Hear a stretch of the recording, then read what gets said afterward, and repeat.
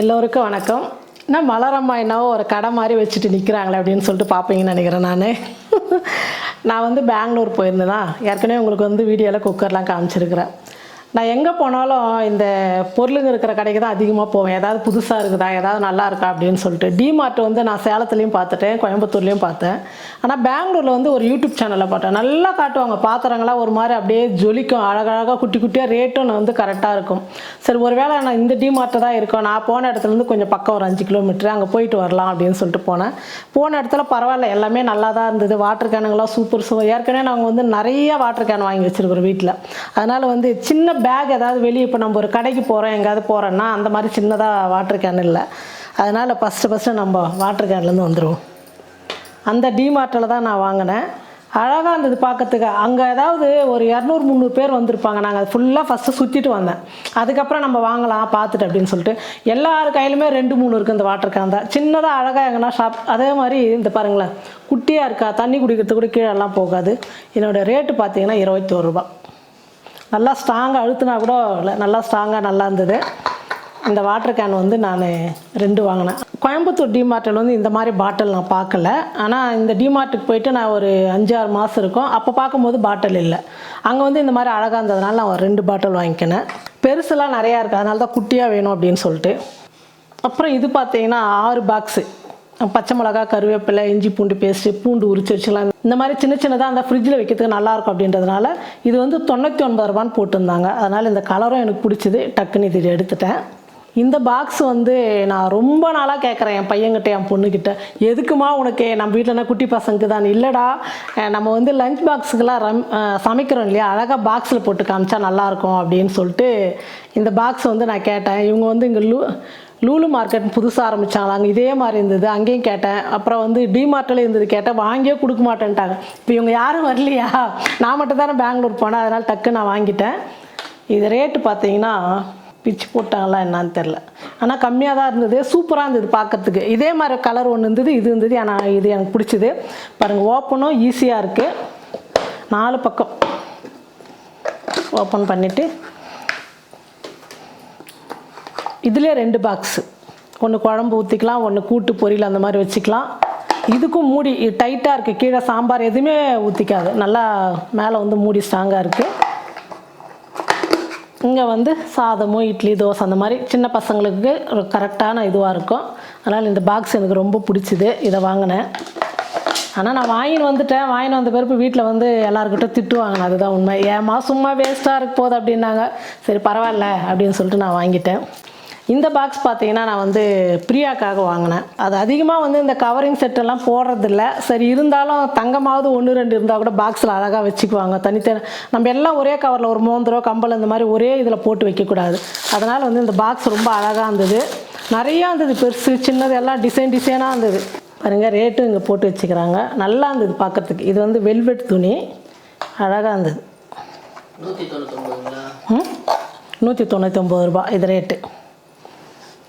3 box. இதில் மோந்திரம், compel இந்த மாதிரி சின்னதாக அழகாக தனித்தனியாக. இதில் வந்து ஒரு பஞ்சு மாதிரி இல்லை, பியூர் காட்டன் துணி போட்டு அது மேலே வைக்கணும். குட்டி குட்டி பாக்ஸில் கூட போட்டு வச்சுக்கலாம். ஒரே பாக்ஸில் தான் நம்ம தேட வேண்டியதில்லை, இங்கே வச்சு அங்கே வச்சுன்னு சொல்லிட்டு டக்குன்னு எடுத்துக்கலான்றதுனால இந்த பாக்ஸ் வாங்கினேன். நல்லா இருக்கு பாருங்கள். யாருக்காவது கிஃப்ட்டு கொடுக்கணும்னா கொடுக்கலாம். இது வந்து டீ கப்பு. இதை கிஃப்ட்டு கொடுக்கலாம். இல்லை நம்ம வீட்டுக்கு ஒரு 5 பேர் வந்துட்டாங்க, 6 பேர் வந்துட்டாங்கன்னா இது வந்து 6 கப்பு இருக்குது, தட்டோடு சேர்த்து. இது பாருங்கள், நல்ல டிசைனும் அழகாக இருந்தது, சூப்பராக பார்க்குறதுக்கு. அதனால் இந்த டீ கப்பு வாங்கினேன்.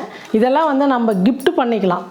அழகாக ஒரு இதுவாக நல்லாயிருக்கும் பார்க்குறதுக்கு, சூப்பராக இருக்குது. எங்கள் வீட்டில் வந்து ஊதுவத்தி ஸ்டாண்டு இருக்குது. அது தனியாக அப்படியே சின்னதாக இருக்கும். இது வந்து 100 ரூபாய் இது. ஆனால் பித்தளைலாம் ரொம்ப அதிக ரேட்டு தான். ஊதுவத்தி ஸ்டாண்டு இதில் வச்சுட்டுமா இந்த சாம்பல்லாம் வந்து இதுலேயே விழும் அப்படின்றதுனால இது அழகாக இருந்தது. இது ஒன்று வாங்கினேன் நான். இது கேட்டிங்கன்னா சிரிப்பிங்க, இது எதுக்குமா அப்படின்னு சொல்லிட்டு. நம்ம ட்ராவல் போகிறோம், இப்போ ட்ரெயினில் ஒரு 2 நாள் போகிறோன்னு வச்சிங்களா, ப்ரஷ் பண்ணுவோம். அப்போ அப்படியே நம்ம ஈரத்தோடு எடுத்துகிட்டு வந்து பேக்கில் வச்சுடுவோம். அது எனக்கே தெரியாது என்னன்னு சொல்லிட்டு அப்புறம் கேட்டேன் நான். அப்புறம் பார்த்தா இங்கே இதில் போட்டு வச்சுருந்தது.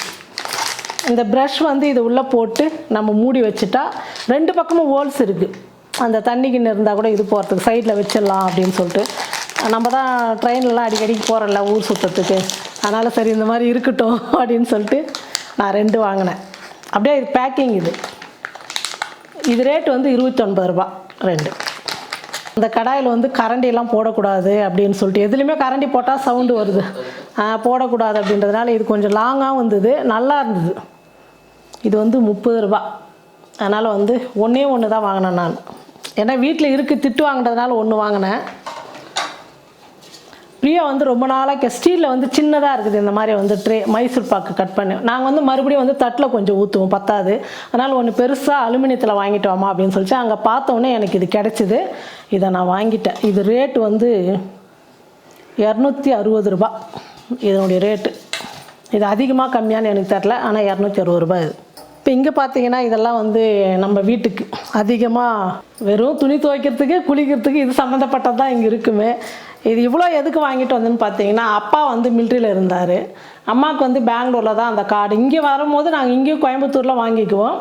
இப்போ உடம்பு சரியில்லாமல் அங்கே ஒரு 6 மாதமாக அங்கேயே ட்ரீட்மெண்ட் எடுத்துன்னு அங்கேயே இருக்கிறாங்க. அம்மா பார்க்கறதுக்கு போனேன் நான்.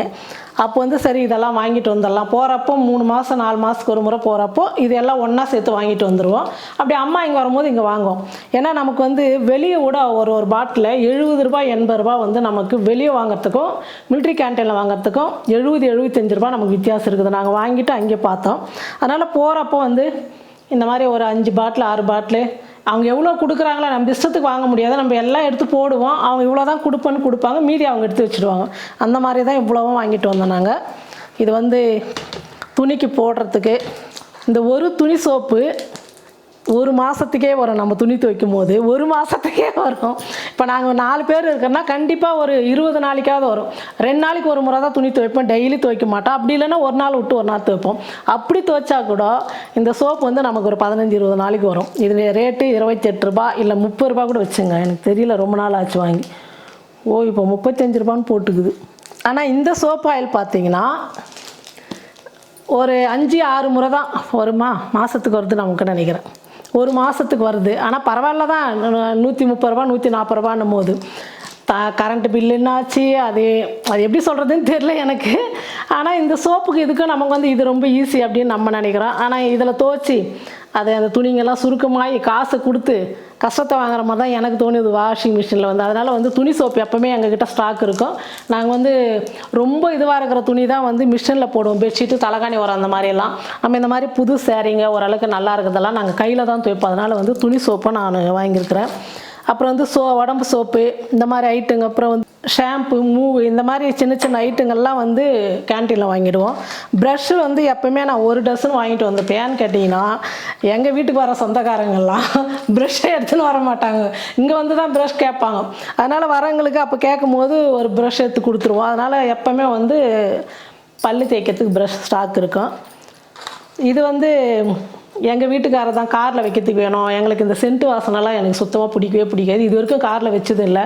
அவர் என்ன புதுசாக இது ஒன்று வாங்கிக்கலாம் அப்படின்னு சொல்லிட்டு ஒன்று வாங்கினார். அப்புறம் மற்றபடி இந்த மேகி அது நிறையா பிஸ்கெட்டுங்க எல்லாமே இருக்குது கேன்டீனில். இப்போ எண்ணெய் இருக்குது, டீ தூள் இருக்குது, பாஸ்தா பாருங்கள்.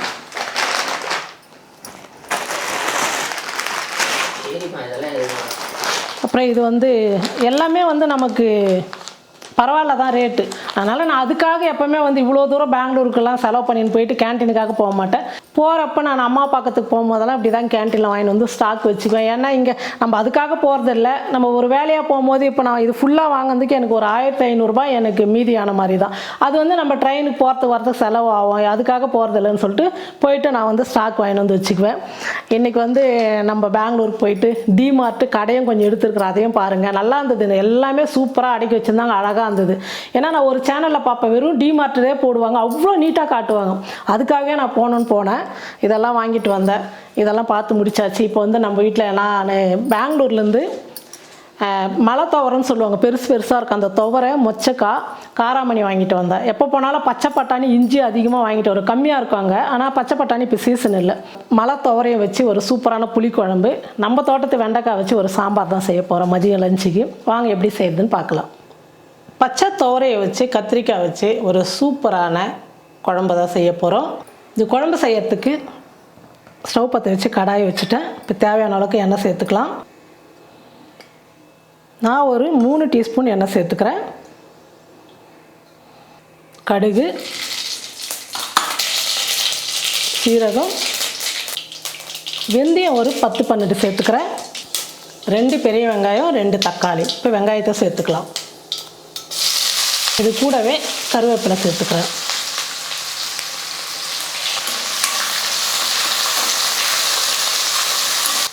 வெங்காயம் நல்லா வதங்கிடுச்சு. இப்போ தக்காளி சேர்த்துக்கிறேன். வெங்காயம் தக்காளி எல்லாம் நல்லா வதங்கிடுச்சு. இப்போ நான் 1 டீஸ்பூன் இஞ்சி பூண்டு பேஸ்ட்டு சேர்த்துக்கிறேன். உங்களுக்கு இஞ்சி பூண்டு பேஸ்ட்டு சேர்க்க விருப்பம் இல்லைன்னா நீங்கள் வெறும் பூண்டு கூட சேர்த்துக்கலாம். நான் வந்து இஞ்சி பூண்டு பேஸ்ட்டு சேர்க்குறேன். இஞ்சி பூண்டு பேஸ்ட் வந்து நல்லா வதங்கிடுச்சு.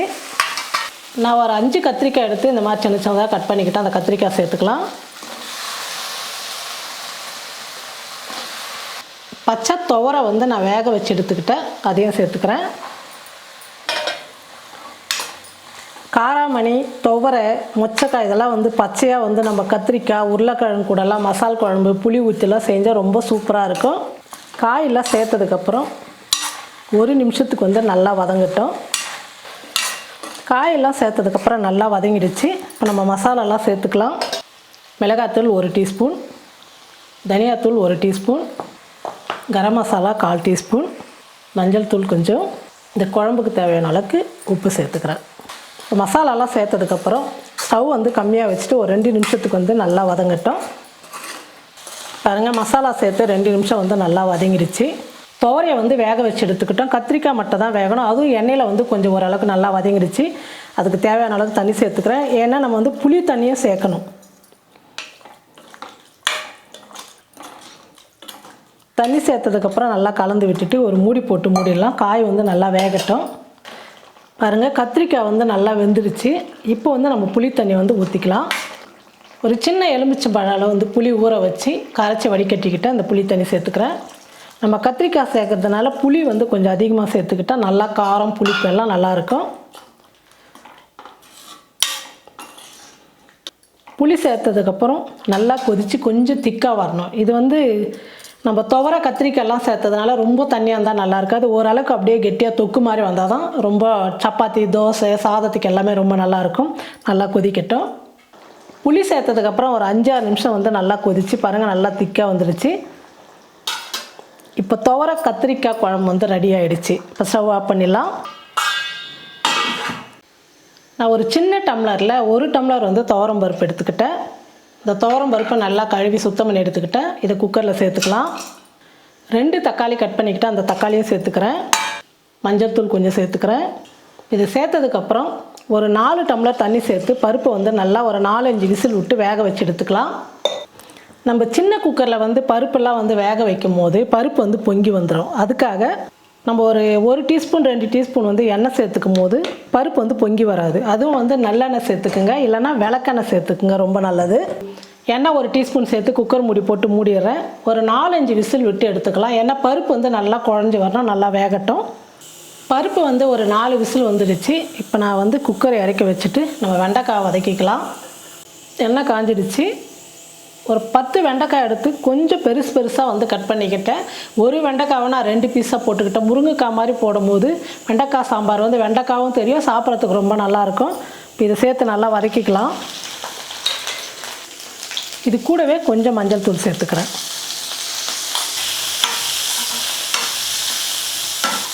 ஒரு நிமிஷத்துக்கு வெண்டைக்காய் வந்து நல்லா எண்ணெயில் வதங்கட்டும்.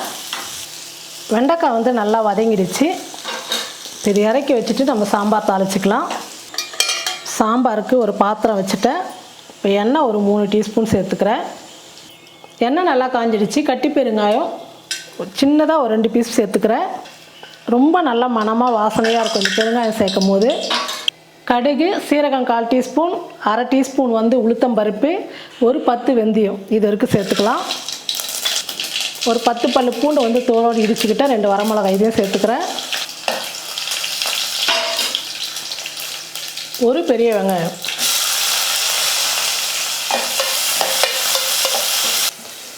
கருவேப்பிலை, பருப்பு நல்லா வெந்துடுச்சு. இப்போ மத்து வச்சு கடைஞ்சிக்கலாம். தக்காளி வந்து நம்ம பருப்பு கூடவே சேர்த்ததுனால இப்போ நான் வந்து தக்காளி சேர்த்து வதக்கலை. எல்லாம் நல்லா வதங்கிடுச்சு. இப்போ நம்ம கடைஞ்சிக்கிட்ட பருப்பு வந்து சேர்த்துக்கலாம். கொஞ்சமாக புளி எடுத்து ஊற வச்சு கரைச்சி வடிகட்டிக்கிட்டு அந்த புளி தண்ணி சேர்த்துக்கிறேன். 1/2 டீஸ்பூன் வெறும் மிளகாத்தூள் சேர்த்துக்கிறேன். 1/2 டீஸ்பூன் வந்து சாம்பார் பொடி சேர்த்துக்கிறேன். உங்களுக்கு காரம் எந்த அளவுக்கு தேவையோ நீங்கள் அந்த அளவுக்கு சேர்த்துக்குங்க. மஞ்சள் தூள் வந்து நம்ம பருப்பு கூடவே சேர்த்துட்டோம், அதனால் மஞ்சள் தூள் சேர்க்க வேண்டாம். இப்போ சாம்பாருக்கு தேவையான அளவுக்கு நான் தண்ணி சேர்த்துக்கிறேன். சாம்பாருக்கு தேவையான அளவு உப்பு சேர்த்துக்கிறேன்.